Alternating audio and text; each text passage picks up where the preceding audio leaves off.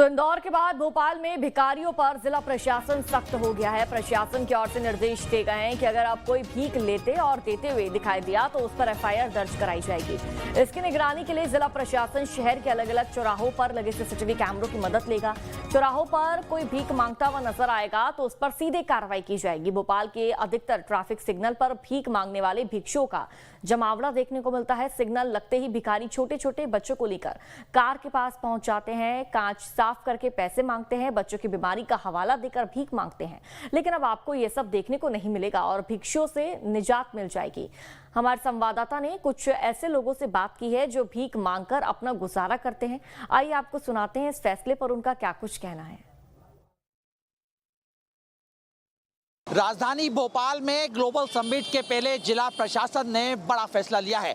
भोपाल में अब भिक्षा लेना या भिक्षा देना दोनों ही जुर्म होगा, यानी कि भीख मांगने वाले पे भी कार्रवाई होगी और भीख देने वाले पे भी कार्रवाई होगी। जिस प्रकार से हम देख रहे हैं भोपाल के चौक चौराहों मंदिर के बाहर, इसी प्रकार से तमाम भिखारियों की संख्या लगातार बढ़ रही है। भिक्षा देने वालों की लगातार संख्या बढ़ने के बाद जिला प्रशासन ने यह फैसला लिया है कि शहर के अंदर कोई भी अगर भिक्षा मांगता है, पकड़ा गया तो उसके ऊपर एफआईआर दर्ज की जाएगी, या जो भी भिक्षा देता हुआ पकड़ाया गया उसके ऊपर एफआईआर दर्ज की जाएगी। इसका फैसला बड़ा इसलिए लिया गया है क्योंकि जिस तरीके से आपने देखा कि एमपी नगर में एक भिखारी द्वारा एक व्यक्ति के साथ बदतमीजी की गई थी, उसके बाद उसकी एफआईआर दर्ज करी गई। उसके बाद भोपाल कलेक्टर कुशरेंद्र ने एक बड़ा आदेश निकाला है कि अब भोपाल के अंदर भीख लेना या देना पूरी तरीके से कानूनी जुर्म माना जाएगा। हालांकि आप तस्वीरों में देख सकते हैं कि हर चौक चौराहों पे आप देख सकते हैं कि बच्चों से लेके बुजुर्गों महिला तक भीख लेने का काम कर रहे हैं। ऐसे में एक बड़ा सवाल यह है कि आखिर इतनी बड़ी संख्या में भिखारी आए कहां से और इन्हें अब किस प्रकार से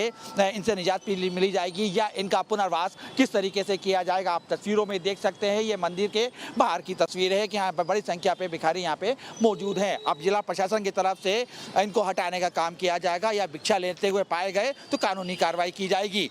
आप कहाँ से हैं? मैं गुना जिले से। यहाँ कब आए? मेरे हाथ में लगी थी तो ये आया था। आए थे भिक्षा लेने काम करता हूँ मैं तो बेलदारी का। बेलदारी का काम जी।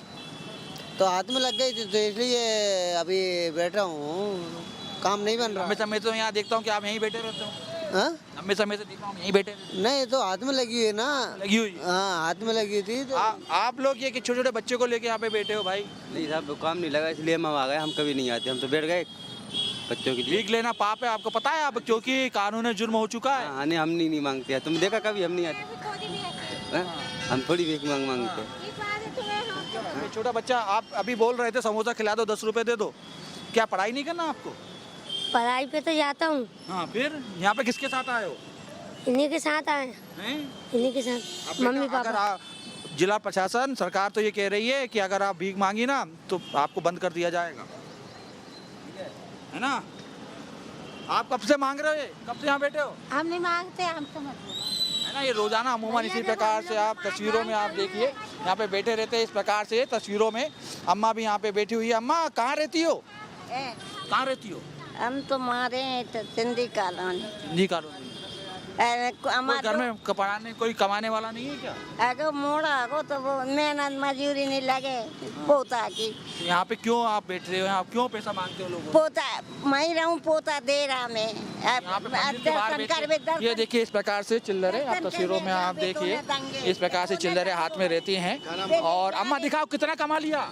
मैं ले जाके बे तो रखे है। अच्छा, रखे हुए हैं चिल्लर। देखो इस प्रकार से तस्वीरों में आप देखिए।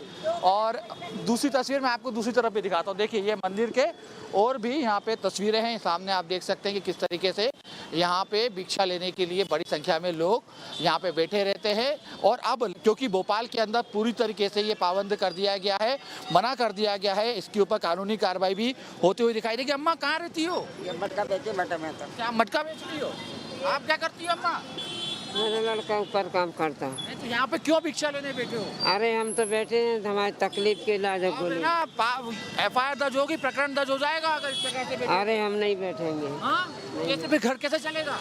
नहीं बैठेंगे, हमारा नहीं बैठेंगे। देखिए सरकार के सामने, जिला प्रशासन के सामने एक बड़ी चुनौती ये है कि आखिर इनको अगर भीख लेने से रोका गया तो आखिर क्या होगा, क्योंकि अमूमन इसी प्रकार से ये अपना घर का पालन करते हैं। हालांकि जिला प्रशासन की तरफ से भी ज़रूर कहा जा रहा है कि इनके पुनर्वास की व्यवस्था की जाएगी, रेन बसेरा बनाया जाएगा, रेन बसेरे में इनको रखा जाएगा, इनके स्वास्थ्य के साथ साथ इनके खाने पीने की भी पूरी निगरानी रखी जाएगी। लेकिन एक बड़ी संख्या में लोग भोपाल के अंदर इसे भीख मांगते हुए दिखाई देते हैं। चौक चौराहों पे आप देख सकते हैं कि किस तरीके से लोगों को परेशानी का सामना भी करना पड़ता है। हालांकि इसको लेकर अब जिला प्रशासन एक कठोर कार्रवाई करने जा रहा है। अगर भिक्षा लेते हुए पकड़ाए गए या भिक्षा देते हुए अगर पकड़ाए गए तो एक सख्त कार्रवाई की जाएगी, एक बड़ी कार्रवाई की जाएगी और कार्रवाई के तहत उनके ऊपर प्रकरण भी दर्ज कर लिया जाएगा।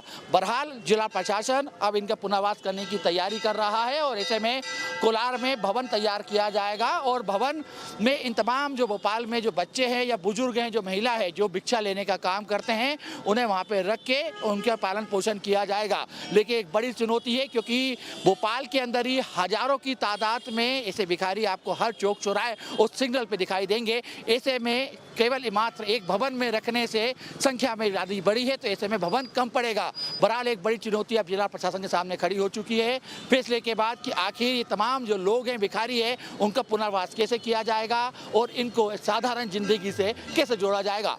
वीडियो में आशुतोष से न्यूज़ स्टेट भोपाल। भोपाल में भीख लेना देना कानूनी जुल्म माना जाएगा और इस पर कलेक्टर कौशलेंद्र विक्रम का क्या कुछ कहना है, सुनिए।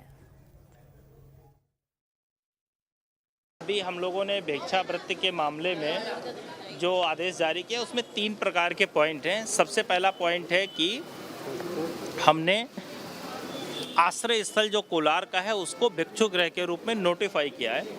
वहाँ पे खाने के लिए प्रबंध रहेगा, वहाँ पे रुकने का प्रबंध रहेगा। तो अगर किसी के पास घर नहीं है, हालांकि हमने जो सर्वे कराया उसमें 2 मेजर बस्तियाँ हैं जिनके घर भी हैं बट वो बाय हैबिट भिक्षावृत्ति करते हैं, उनको हमने ऑप्शन भी दिया कि आप काम करिए, स्वरोजगार योजनाओं से जुड़िए। तो पहली बात है, हमने आश्रय स्थल को भिक्षु गृह के रूप में नोटिफाई कर लिया है, वहाँ पे आप जाके रुक सकते हैं। दूसरी चीज़, हमने अभी इस पे प्रतिबंध लगा दिया, 163 के तहत आदेश जारी कर दिया। अब कोई बच्चे से सामान बिकवाएगा या कोई भिक्षावृत्ति करेगा चौराहों पे, रोड पे, तो जो करेगा उस पर भी कार्रवाई करेंगे। अब हम अभी अपनी स्क्वाड गठित कर रहे हैं जो हमारी घूमेगी, 1 आध दिन में चालू हो जाएगी वो। और जो देगा तो वो अगर हमारे सीसीटीवी फुटेज में आता है या मोबाइल में आता है तो हम उस पर भी एफआईआर की कार्रवाई कराएंगे। और चलिए आगे बढ़ेंगे, बात करेंगे रायपुर से आ रही बड़ी खबर की। जो आईपीएस अरुण देव गौतम बने छत्तीसगढ़ के नए डीजीपी। देखिए, डीजीपी अशोक जुनेजा के रिटायरमेंट के बाद अरुण देव बनाए गए हैं नए डीजीपी। 1992 बैच के आईपीएस अफसर हैं अरुण देव गौतम। गृह विभाग ने आदेश जारी किया है, तो जानकारी अब तक साझा कर दे। अरुण देव गौतम छत्तीसगढ़ के नए डीजीपी बनाए गए हैं। हरदा में मुख्यमंत्री मोहन यादव ने नर्मदा